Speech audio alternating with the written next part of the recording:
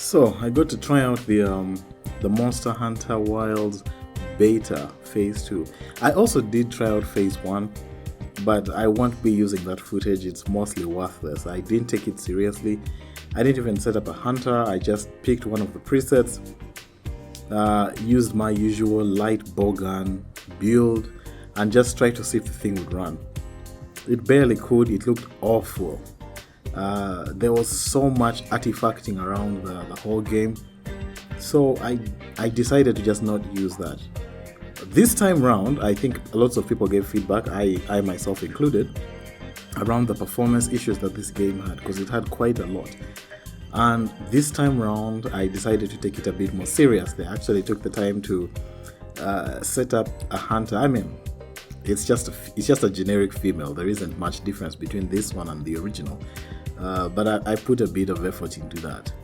And after all of that, I did set out to actually take on the beasts properly this time with a hammer, because the light bow gun this time seems really weak from what I tried the first time. So I decided to go back to the hammer, which I used to use in Monster Hunter Wilds, before I switched to the light bow gun. I'm not good at these games, but I am functional. I can get through the campaign at least.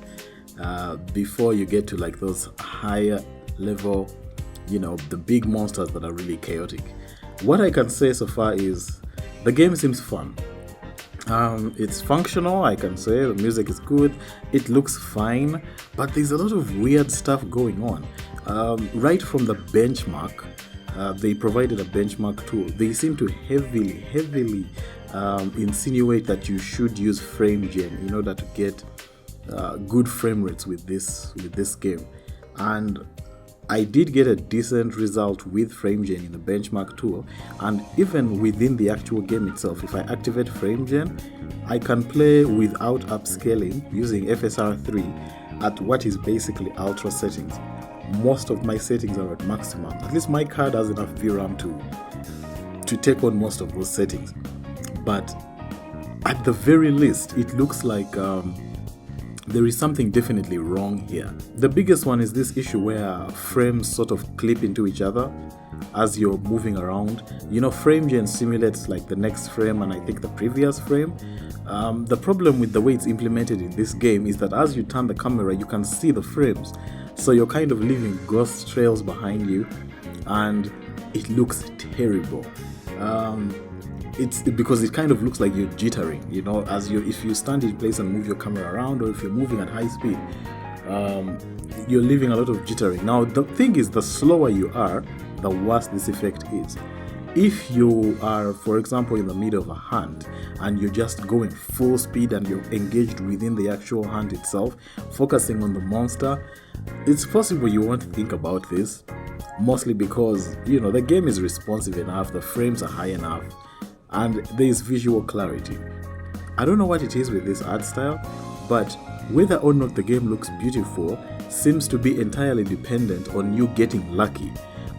If it has this nice weather transitioning thing, but the weather and the time transitions are not equal, if you happen to be at the right moment fighting a monster, and then like it changes weather, or it changes like time of day, and then you get like a nice sunrise or a nice moonlight, or you get something like there's this point when I was fighting this, I think it's called Chatakapra, and I ran outside. The fight transitioned to the outdoors, and then we got into this sandy area, and this particular monster has this move where it sort of licks the ground to try and hit you, and as it does that licking, it leaves like this saliva trail behind it.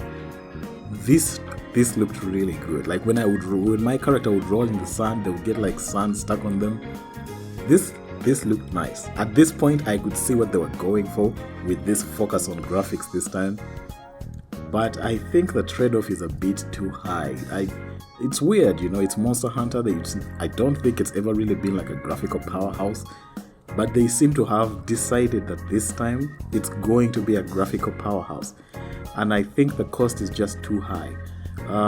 Given how it's performing, I don't think this is a day one purchase for me. I'm going to wait to see when it comes out, see how people respond to the performance issues, and if it gets a few patches, maybe I'll jump in later. hopefully before, you know, most of the online players have tuned out. Yeah, I guess that's my current thoughts for now. We'll see how it goes. So here, if you look at like the character, you see those flickers every time the camera turns like this. This is on once I use frame gen. You see I have FPS, but then I don't have good frame, that stability as I turn like that. And if you look in the background, you'll also see like randomly on certain rock textures, some of them will have good textures while others will have bad ones. And it just sort of seems to be random. So there is definitely something about this that isn't working right. Like I said, if you look at like the Sericate itself, you can see its feathers look fine. The actual textures themselves on the hunter's costume look fine. Those ones don't look bad. But once you look out in like the skyboxes and you look out like at the random textures, you can see that there's all sorts of things that are going wrong here.